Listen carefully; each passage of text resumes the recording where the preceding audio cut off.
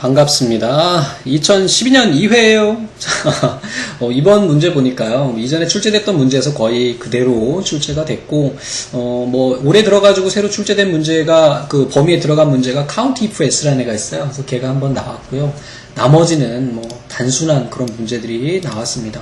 하이퍼링크 지난 회차 나왔었죠. 열 숨기기는 기초적인 내용이고요. 천단위 절삭하고 자료 숨기는 거, 이거 이제 기본적인 내용이긴 한데, 오늘 다시 한번 확인해 보시고요. 서실 파일 확장자예요. 확장자입니다. 확장자. 이거. 그 다음에 입력 수치 데이터 입력할 때, 이거 아주 기본적인 내용이고, 보기창 그룹의 새창.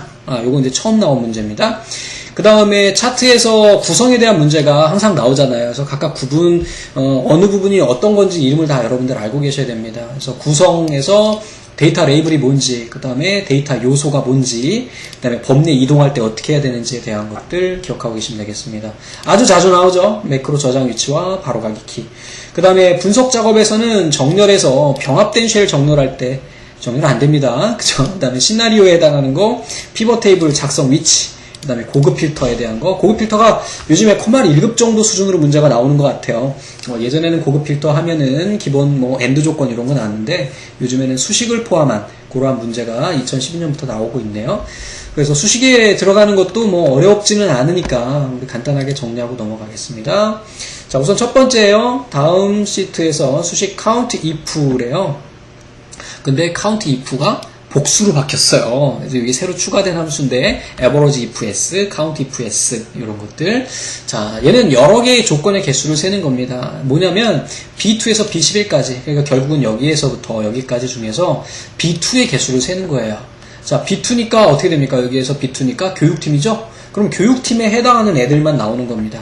자, 어떤 애들이 되는지 한번 볼까요? B2가 교육팀이니까 교육팀 하나, 둘, 그 다음에 셋, 넷, 다섯, 요 부분이 되겠네요.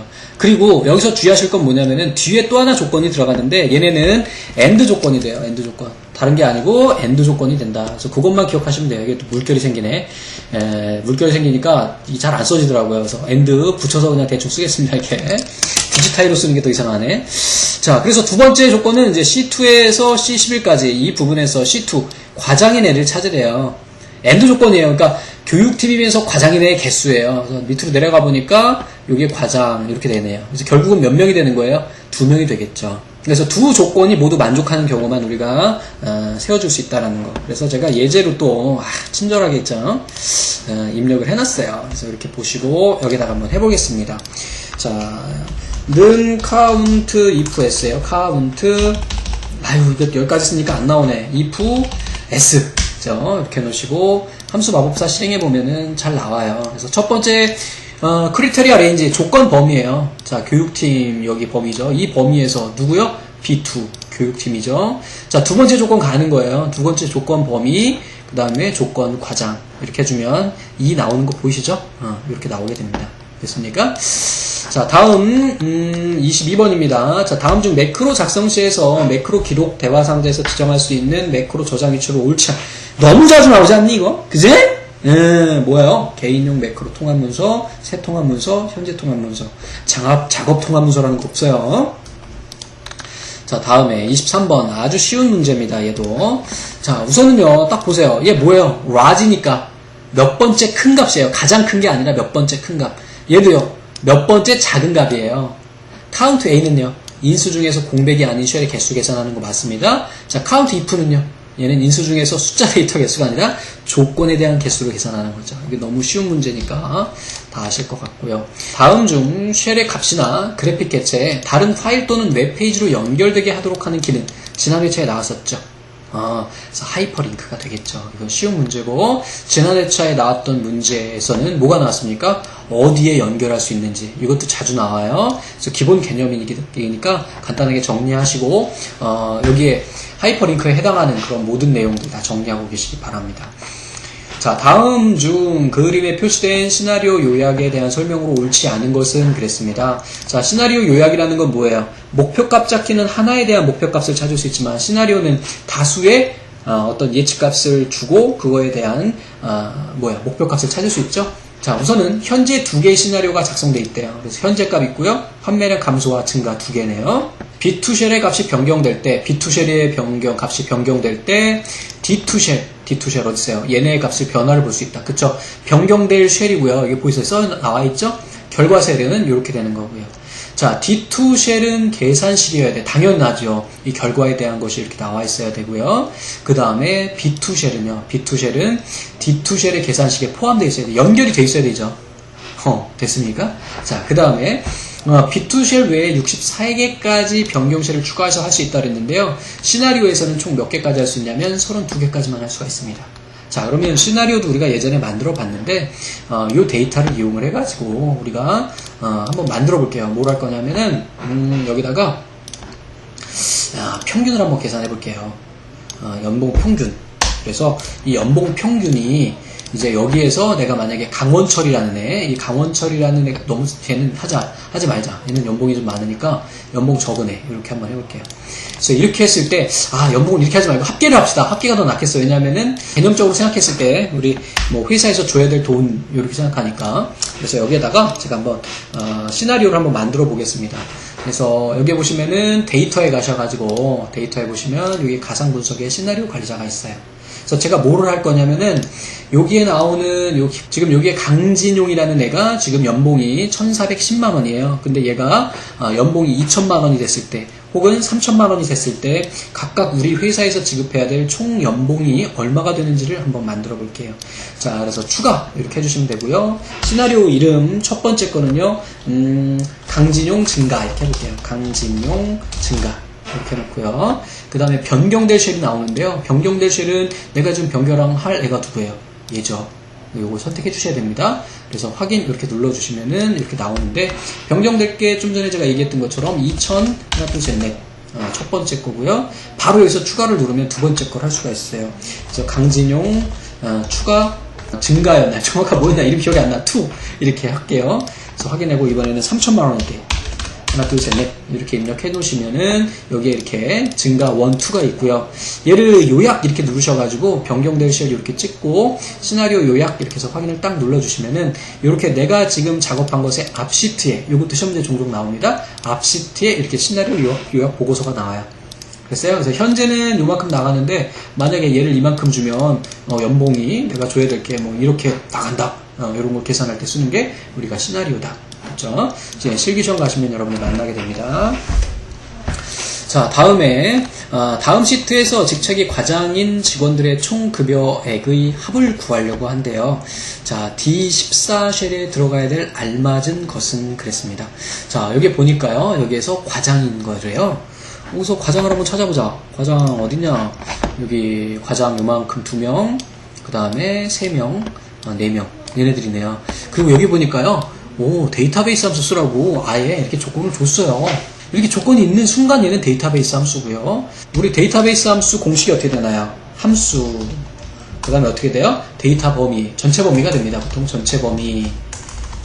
전 범위 그냥 이렇게 쓸게요. 그 다음에, 계산할 필드. 그 다음에 조건. 이렇게 됩니다. 그러면 우선 여기서 보면 전체 범위니까 A3에서 21까지 됐네요. 그리고 내가 지금 계산해야 될 게 총 급여액이죠? 총 급여액이에요.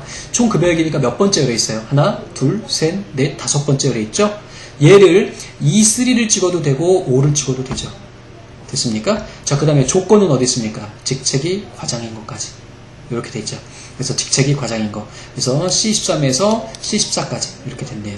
자, 근데 요 아래에 있는 애는 보니까요, E3를 찍었어요. 그래서 총 급여액. 얘까지는 맞았는데, 보니까 C3에서, 우리 조건 범위가 어떻게 돼요? 여기서 C13에서 14까지잖아요. 근데 D 여기까지 이렇게 범위를 잡았네. 요것만 조건이에요. 직책이 과장인 거. 그래서 틀린 겁니다.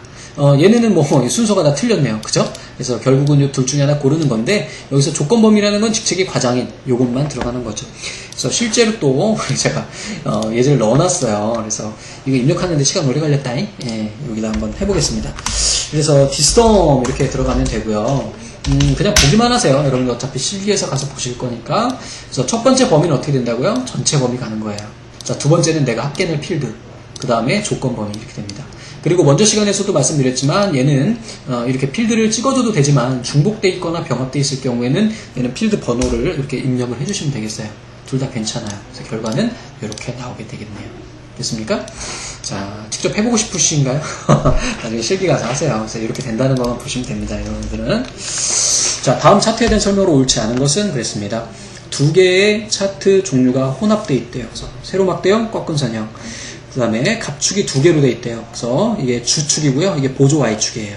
주 Y축, 보조 Y축. 자, 막대 그래프 계열 옵션의 겹치기가 0%로 되어 있대요. 0%로 하면은 얘가 붙습니다. 딱 붙어요. 그래서 이것도 한번 보여드릴 거고요. 데이터 레이블이 표시되어 있다는데 데이터 레이블이 없잖아요. 그리고 기본 가로축 제목이 표시되지 않은 차트다. 가로축, 여기 지금 보니까 이름이라는 게 있을 텐데 이름이 없어요. 범례는 아래쪽에 있고 제목은 위에 있고요. 그래서 얘를요, 똑같은 데이터는 없으니까 이 데이터를 가지고 우리가 그냥 간단하게 차트를 한번 만들어 볼게요. 자, 요거랑 이렇게 해가지고 한 요 부분만 한번 우리가 차트를 한번 만들어 보겠습니다. 그래서 이렇게 해서 요만큼 이렇게 해서 삽입에 그 다음에 세로막대형 이렇게 만들어주고, 여기 보시면은 지금 이제 데이터 범위가 한 가지 참고하실 게 있는데요. 이렇게 만약에 필드가 X축이, 여기 X축이 이렇게 숫자로 이루어져 있을 때는요, 이게 범위를 다시 한번 설정을 해줘야 됩니다. 그래서, 만드는 건 안 보셔도 돼요. 이건, 뭐, 중요한 게 아니니까. 그래서, 여기서 총 몇 개였어? 4개였죠? 하나, 둘, 셋, 4개. 여기까지 이렇게 지정하면은 나오게 되겠고, 얘 이렇게 지워주면은 정상적으로 차트가 모양이 나옵니다. 그리고 여기에서 요 놈을 우리 꺾은 선형으로 이제 바꿀 수가 있어요. 나중에 실기 가면 다 배우는데 그냥 간단하게 보고만 있으세요. 그리고 이렇게 하시고 여기서 데이터 계열 서식에서 보조축 지정하시면은 이제 보조축이 나오게 됩니다. 그래서 두 개가 나오는 거고, 그 다음에 레이블은 어떻게 하면 되냐면 여기에서 레이블 추가하시면 레이블이 표시돼요. 얘가 레이블이에요. 자, 그리고 이제 여기 보니까요, 우리가 꺾은 선형을 두 개를 이렇게 만들어 버리니까 어떻게 됐어? 얘가 지금 축을 겹칠 게 없네요. 근데 이 축이 지금 뭐야? 우리 겹치기를 좀 보여드리려고 그랬는데 이게 지금 차트를 변경해가지고 다시 하나 그냥 만들고 겹치기만 보여드릴게요.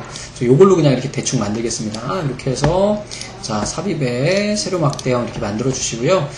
이 계열 선택하시고 계열 서식에 가보시면은요, 여기 겹치기가 있어요. 그래서 겹치기 0을 주면은 여기 지금 보세요. 0을 주면은 붙어 있고요. 이렇게 양수로 들어가게 되면 얘가 겹쳐집니다.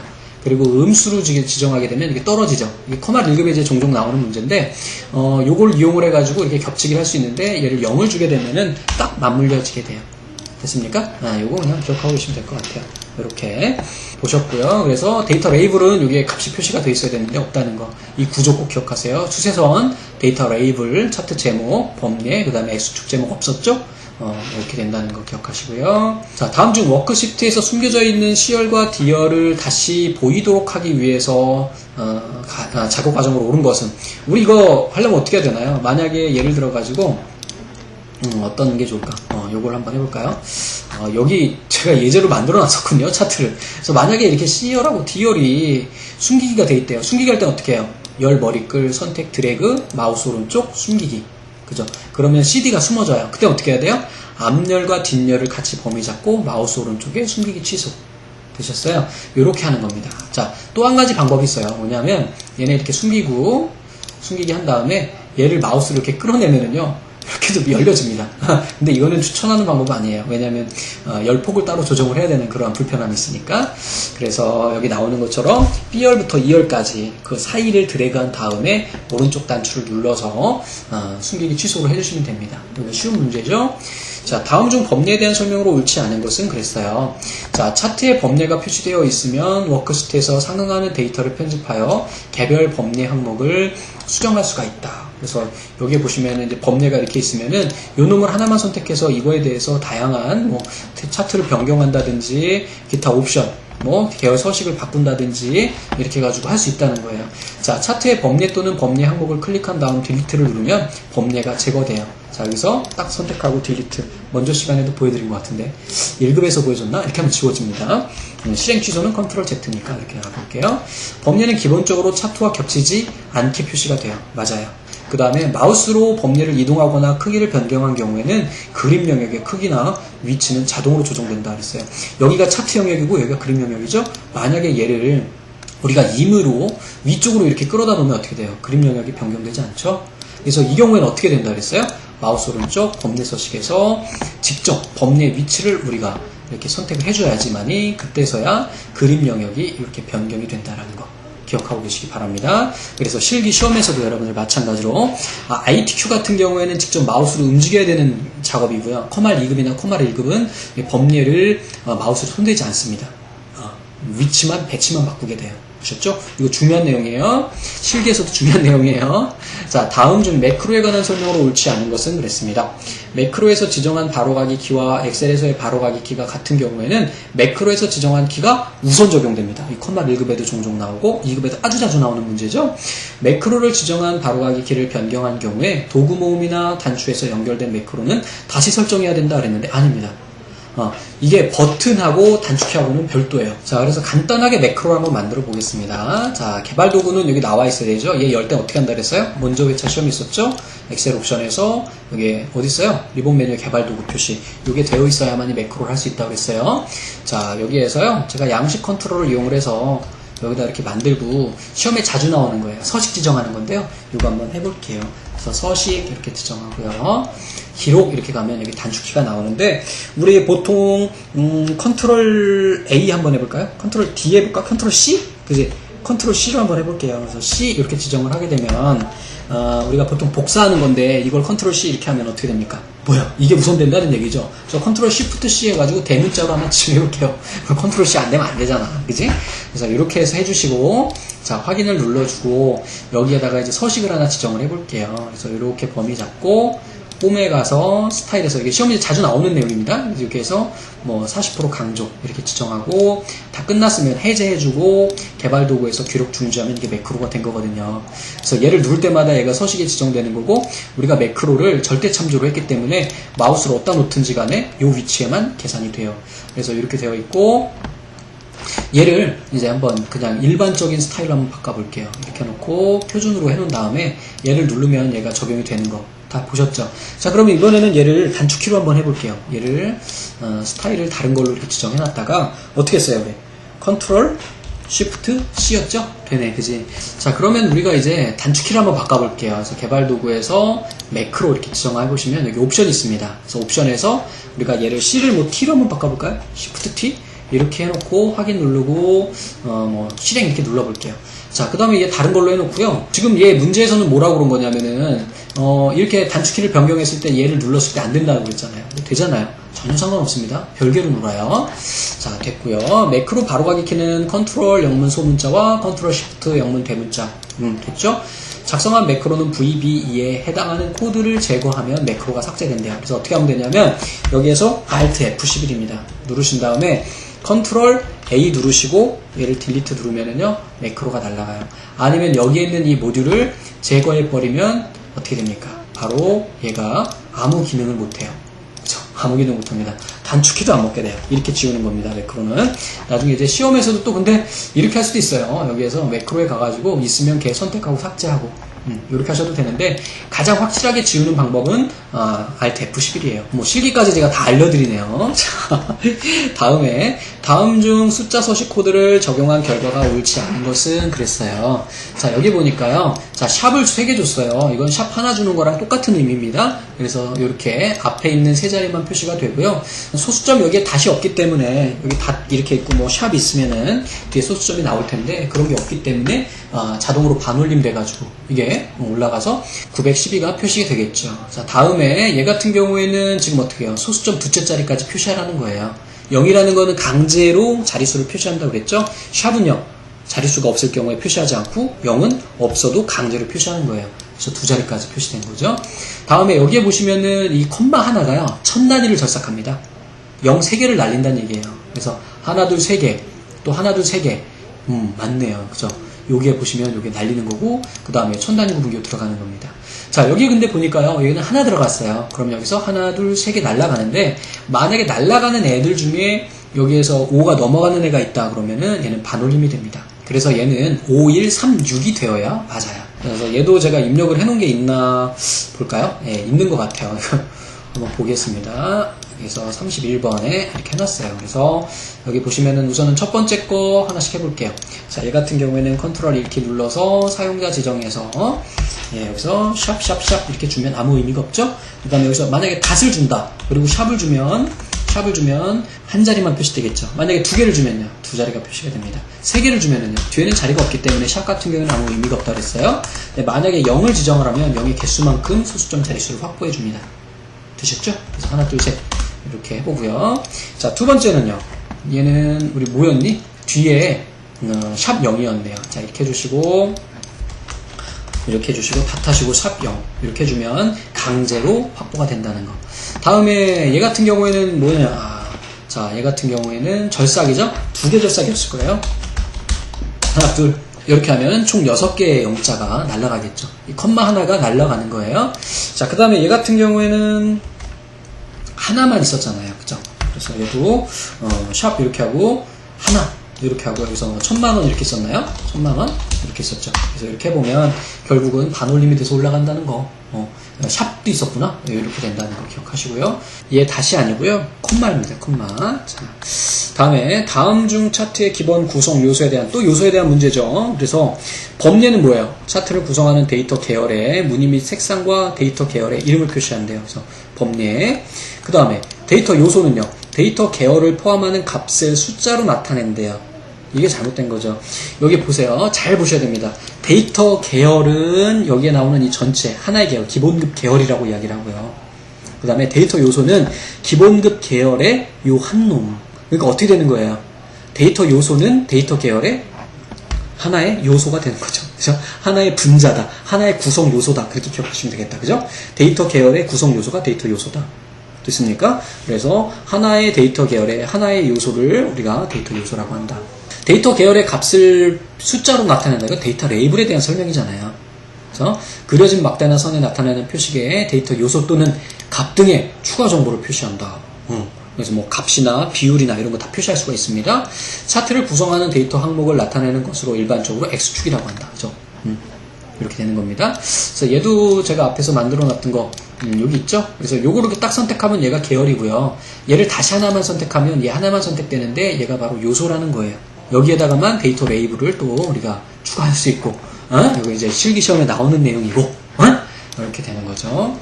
자, 다음에 어떤 시트의 D2 쉘에서 문자열이 이렇게 주민번호 같아요. 1, 2, 3, 4, 5, 6, 1, 2, 3, 4, 5, 6, 7 입력되어 있을 때 수식의 결과가 다른 하나는 무엇입니까? 그랬습니다. 자, MOD는 나머지를 계산한다 그랬어요. 그래서 D2, 얘가 D2 쉘에 있대요. 여기에서 8번째, 여기 8번째 한 글자거든요. 얘거든. 제가 한번 빨간색으로 해볼게요. 자, 요 놈을 2로 나눠가지고 2로 나눴을 때 나머지가 1이면 남자고 아니면 여자다. 여러분들 주민등록번호가 2000년도 이전에는 어때요? 성별을 1, 2로 나눴지만 2000년 넘어가면서부터는 어때요? 3, 4로 하잖아요. 그래서 결국은 홀수는 남자고 짝수는 여자야. 맞습니까? 그러면 어때요? 어떤 수, 2를 2로 나누면 나머지가 뭐가 나와요? 선생님 안 나눠주는데요? 안 나눠주면 나머지가 그냥 1이 되는 거죠. 만약에 4가 들어갔다 그러면 4를 2로 나누면 나머지는 0이죠. 그렇습니까? 그래서 만약에 그 나머지가 1이면 홀수면이라는 개념이에요. 이거 자주 나오는 애입니다. 이거 커마에 말고 다른 데서 홀수 계산하는 거. 그래서 어떤 나머지를 계산했을 때는 2로 나눴을 때 그 나머지가 1이면 그냥 홀수다 이런 거죠. 그래서 그때는 이제 남자고 아니면 여자고. 그래서 그때는 여기 결과는 뭐가 나오겠습니까? 지금 1이니까 남자가 나오겠네요. 두 번째, 이번에는 또는이에요. 그래서 만약에 얘가 2거나 4면 결국은 자, 그러면 뭐가 나오겠어요? 지금 얘는 2 또는 4면은 여자고 그렇지 않으면 남자라 그랬는데 1이니까 당연히 얘도 남자가 나오게 되겠네요. 그렇죠? 여기다가 그냥 남이라고 쓸게요. 자, 다음번에 AND 조건이에요. 이건 좀 이상하다. 뭐냐면 여기에 있는 8번째 자리가 1이면서 3이면 여러분들 1이면서 3인 경우가 있어요. 지금 얘는 1이잖아요. 근데 3이 아니기 때문에 얘는 폴스가 나와가지고 여자가 돼요. 로직상 말이 안 되는 거야. 1이면서 1 또는 3이면 말이 돼. 근데 그게 아니라 1이면서 3이면? 얘는 1이면서 3일 수가 없잖아요. 1인데 1 하나니까. 로직상 맞잖아요. 그래서 얘는 폴스이기 때문에 여자가 나옵니다. 자, 다음 4번이에요. 자, 추저함수는 뭡니까? 여기에 있는 인덱스의 숫자에 해당하는 순서의 값을 우리가 가져오게 되겠죠. 그러니까 지금 여기 보니까 8번째 산자 요걸 1을 가지고 온다는 거니까 여기에 인덱스가 1이 되는 거예요.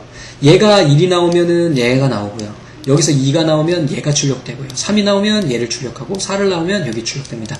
아주 자주 나옵니다. 실기에서. 필기에서도 얼마든지 여러분들 나올 수 있는 문제예요. 자, 다음번에 34번입니다. 다음 중에서 엑셀 통합 문서를 다른 이름으로 저장하는 것에 대한 설명으로 옳지 않은 것은 그랬습니다. 엑셀 97에서 2003 버전 통합 문서, 그래서 이전 파일이죠. 그래서 통합 문서로 저장하게 되면 확장자는 XLS가 됩니다. 맞아요. 이전 버전의 엑셀에서 사용할 수 있대요. 매크로가 포함된 이전 버전을 통합 문서를 엑셀 2007에서 사용하기 위해서는 매크로가 포함된 통합 문서로 저장하는 경우 확장자가 XLSM 매크로 파일이다 라는 것을 보여주는 거죠. 여러분들이 실기 시험장에 가시면 이 파일로 이제 작업을 하시게 됩니다. 왜냐하면 매크로가 시험 문제 나오기 때문에. 그래서 앞에 시험에서도 나왔었지만은 매크로를 포함하는 별도의 파일이 필요하다고요. 그냥 파일 저장하면은 매크로가 저장이 되지 않습니다. 자, 엑셀 서식 파일로 저장하면 이것도 이제 종종 나오던 건데 이제 2007 버전이기 때문에 파일 이름이 다를 수가 있습니다. 요게 XLTM 이건 뭐니? XLTM은 이런 거는 아니고요. TM이 아니라 TX예요. X. 서식 파일은 TX다. 외우세요. 종종 나옵니다. CSV 쉼표로 파일을 저장하면 현재 워크시트만 쉼표로 분리된 텍스트로 저장된다. 그렇죠. 다음 중 워크시트의 데이터 입력에 관한 설명으로 옳지 않은 것은 그랬습니다. 문자열 데이터는 왼쪽에 맞아요. 수치 데이터는 오른쪽에 돼요. 그런데 공백과 &% 특수 문자를 함께 사용할 수 없습니다. 아주 중요한 내용이에요. 가장 기본적인 내용이면서도 가장 중요해요. 뭐냐? 우리가 숫자는요 오른쪽에 붙어요. 문자는요 왼쪽에 붙어요. 그러면 만약에 조금 아까 얘기한 것처럼 내가 1, 2를 입력했어요. 선생님 숫자인데 웃기지 마세요. 컴퓨터는 문자로 인식합니다. 선생님 이거 1 빼기 이거 숫자 아니에요? 아닙니다. 문자입니다. 숫자는 오로지 숫자만 들어가야지만이 엑셀에서 숫자로 인식해요. 아셨습니까? 만약에 선생님 얘 1인데요. 1밖에 없어서 1인데요. 아니에요. 앞에 헛다운표가 들어있어요. 얘를 문자형 숫자라고 이야기를 합니다. 엑셀에서 얘는 문자로 인식해요. 선생님 에이, 뭐 그런 게 어딨어요. 숫자는 숫자지. 웃기지 마세요. 컴퓨터는 모릅니다. 나중에 이제 그 실기에 가시면은 아주 사소한 게 굉장히 발목을 잡는 경우가 있어요. 왜 그러냐면은 문자에는 따옴표를 지정해야 되거든요. 함수에서. 그래서 여기에서는 2번이 답이 되는 거죠. 다음에 보니까 기본적으로 수식 데이터는 워크시트 상에 수식 결과값이 표시된다. 그렇죠. 뭔 이야기냐면 수식 보니까 뭐 5 더하기 5 결과가 나오잖아요. 수식은 는으로 시작한다는 것도 기억하시고요. 특수문자는 한글 자음을 입력한 다음에 한글을 누른대요. 당연한 내용이죠. 자, 한글 미음 누르고요. 한글로 바꿔야 되겠다지? 한글 미음 누르고 한자키 누르시면은 특수문자가 나옵니다. 이렇게 눌러주시는 거죠. 특수문자. 또 다른 방법도 있어요. 근데 그거는 뭐 모르셔도 되고 여기서는. 자, 다음에 피벗 테이블 보고서 만들기에 대한 설명으로 옳지 않은 것은 그랬습니다. 자, 여기 보니까요. 표 범위 상자에 쉘 범위나 표 이름을 참조해서 입력한다. 맞습니다. 내가 참조할 실제 피벗 테이블 할 거를 여기다 넣고요. 새 워크시트를 클릭하면 피벗 테이블 보고서가 위치할 쉘의 시작 위치를 지정할 수 있다. 아니에요. 기존 워크시트를 찍어야만이 얘를 선택할 수가 있습니다. 그래서 얘가 틀린 거예요. 좀 이따 보여드릴게요. 기존 워크시트를 선택하면 피벗 테이블 보고서를 배치할 쉘 범위의 첫 번째 쉘을 지정할 수 있다. 맞습니다. 피벗 테이블 보고서는 각 필드에 다양한 조건을 지정할 수 있으며 일정한 그룹별로 데이터 집계가 가능하다 그랬죠. 지난 회차에서도 나왔던 문제예요.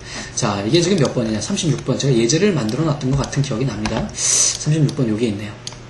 그래서 얘를 가지고 피벗 테이블 만들어 볼게요. 이렇게 해서 어디 있습니까? 삽입해서 피벗 테이블 한 다음에 지금 문제는 뭐냐면 새 워크시트 하면은 새로운 시트로 그냥 들어가요. 해볼까요? 짠 하면 내가 지금 작업하던 것에 앞으로 우리가 이동이 됩니다. 됐죠? 보세요. 여기 앞으로 가잖아. 그지? 이건 지워주고요. 그러면 우리가 원래 있던 시트에다가 한번 넣어 볼게요. 이렇게 해서 기존 워크시트 이렇게 하고 내가 만약에 A14를 누르면 A14부터 시작을 해놓은 거예요. 됐죠?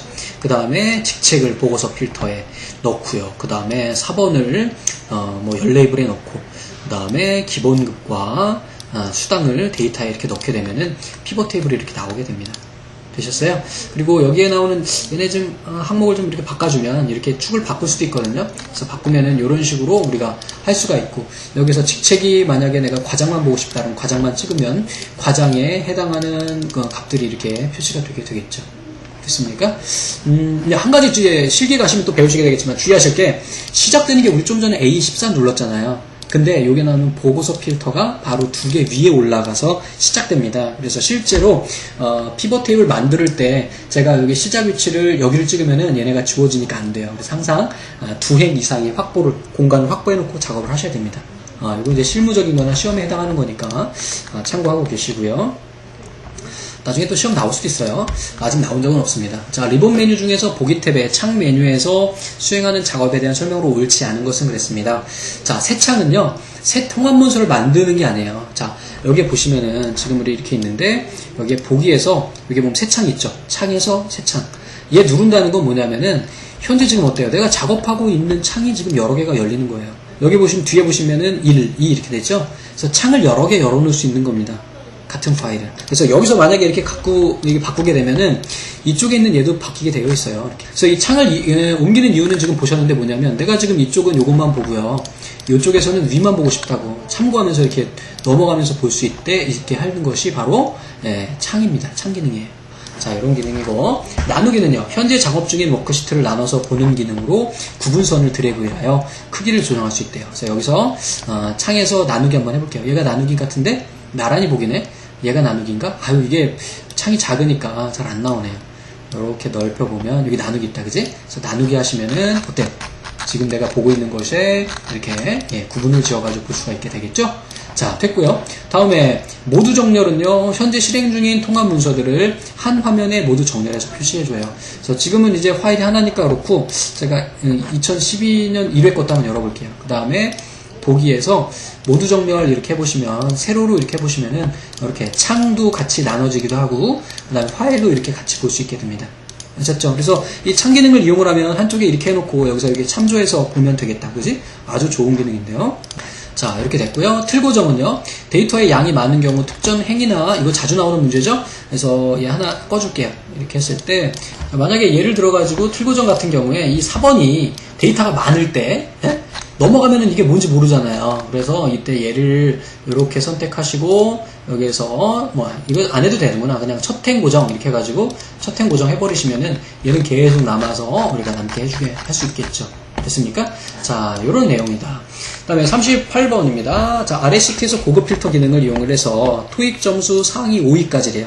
함수가 들어가겠네요. 순이니까 랭크 함수입니다. 데이터를 추출하고자 한다. 다음 중 고급 필터의 조건식으로 옳은 것은 그랬습니다. 우리가 요 그림을 좀 줄여줄게요. 잘 안 보여가지고 이렇게 데이터 있을 때 고급 필터 조건을 함수를 사용할 때는요. 이 위에 있는 이 필드명을 이 필드 조건 필드명으로 사용하면 안 됩니다. 왜냐하면은 혼돈이 발생을 해요. 그래서 얘 같은 경우는 보통 비워놔요. 그래서 여기서 토익이라고 주면은 안 돼요. 여기 있는 애를 쓰면 안 돼요. 점수를 주든지 여기 점수 둘 중에 하나가 답인 거예요. 그리고 여기서 순위가 5위까지니까 상위 5위까지니까 얘가 맞겠죠. 그래서 범위 이렇게 지정한다는 거. 이것도 제가 아마 예제를 만들어 놨을 겁니다. 그래서 아마 여기 나와 있네요. 그래서 여기다가 제가 한번 만들어 볼게요. 자, 순위를 한번 계산을 해 볼게요. 랭크.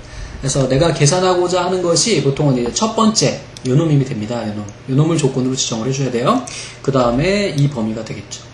그 다음에 얘는 이제 절대참도 지정해줘야 됩니다. 그리고 상위 5위라고 했기 때문에 별도로 이제 옵션은 필요 없어요. 그리고 얘가 어떻게 해요? 5위 미만이면 5위까지면 이렇게 지정을 해놓으면 됩니다. 됐어요? 그리고 필드를 비워놓거나 아니면은 다른 필드 이름으로 해주시면 돼요. 그래서 비워놓고 하셔도 돼요. 이렇게 해놓고 얘가 고급 필터 문제죠? 그래서 이렇게 해놓으시고 데이터에서 자, 범위 선택해 주시고 고급 찍어 주시고 조건 범위는 어떻게 됩니까? 이렇게 잡으시면 됩니다. 필드 없이. 그리고 다른 장소에 복사하셔가지고 이렇게 찍어 주시면은 그거에 해당하는 5위까지 하나 둘 셋 넷 5개만 결과가 나오게 되겠죠. 그래서 여기에다가 이제 조건 필드 이름을 다른 여기에 존재하는 애로 하지 말고 점수를 입력해도 됩니다. 그래서 1급 실기에 종종 나오는 문제거든요, 얘가. 그래서 이렇게 표시가 된다는 거. 얘는 생략해도 된다. 그래서 만약에 문제에 생략돼 있다 그래도 걱정하시면 안 됩니다. 대신에 범위 선택하실 때는 얘까지 같이 잡아줘야 돼요. 수식이 들어갈 때만 그런 거예요. 자, 좀 어려운 문제입니다. 1급에 나오는 문제니까. 다음 중 쉘에 입력한 자료를 숨기고자 할 때 사용하는 것은 바로 세미콜론입니다. 요거 하나 지정하면 숨어져요. 자, 여기에서 내가 만약에 요 점수를 쪽팔려서 숨기고 싶어요. 그럼 컨트롤 이렇게 누르시고요. 여기에다가 이렇게 세미콜론 눌러주시면은 값이 지워집니다. 개수는 상관없어요. 그래서 하나만 지정해도 됩니다. 이거는 그냥 나오는 애들이니까 아무것도 되질 않습니다. 자, 다음 중 데이터 분석을 쉽게 하기 위해서 수행하는 정렬에 대한 설명으로 옳지 않은 것은 그랬습니다. 정렬 조건은 최대 64개까지 할 수 있대요. 그리고 색상별 정렬 기능을 이용해서 글꼴 색 또는 색을 기준으로 정렬할 수도 있대요. 2007에서 새로 추가된 기능입니다. 정렬 옵션을 이용을 하면 데이터의 열방향 또는 행방향으로 선택하여, 이거는 1급에도 나왔던 문제인데 가능합니다. 그리고 표에 병합된 쉘이 포함되어 있어도 정렬할 수 있으며 병합된 쉘은 맨 아래 깔린다 그랬는데 병합되어 있을 경우에는 안 돼요. 그래서 예를 들어서 여기다가 가, 나, 다 이렇게 있고 얘가 만약에 병합이 되어 있다 이런 얘기잖아요. 그리고 라, 마 이렇게 있다 했을 때 얘네를 우리가 정렬을 해보자는 거죠. 그래서 여기 보시면은 정렬 있고 여기서 정렬 이렇게 해가지고 2열에서 열값 오름차순 이렇게 하게 되면은 오류가 나요. 병합되어 있으면 안 됩니다. 되셨죠? 자, 그리고 여기 보면 이제 방향을 또 여기 보시면은 가, 기, 다, 기디, 니, 니로 하니까 좀 이상하다. 가, 마, 하를 먼저 여기다 쓸까? 하, 나 이렇게 해놓고 얘네를 어떻게 해요? 열방향으로도 우리가 정렬할 수가 있어요. 그래서 사용자 지정 정렬 가셔서 옵션에 가시면은 여기에서 왼쪽에서 오른쪽으로 정렬해 주시고 얘가 지금 사행이 있나봐요. 그래서 사행 이렇게 잡고 해주시면은 이렇게도 정렬이 됩니다. 가로로도 된다는 얘기야. 자, 그래서 여기까지 해가지고 우리가 문제를 봤고요. 여러분들 이거 문제은행 옆에 붙어 있잖아요. 그래서 다시 풀기 하셔가지고 100점 맞을 때까지 확인을 해 놓으시는 것이 좋을 것 같습니다. 이제 여러분들 어느 정도 감이 잡히셨을 것 같고요. 시험 열심히 준비하셔서 꼭 합격하시고 실기에서는 유료로 만나뵙도록 하겠습니다. 자, 수고하셨습니다. 감사합니다.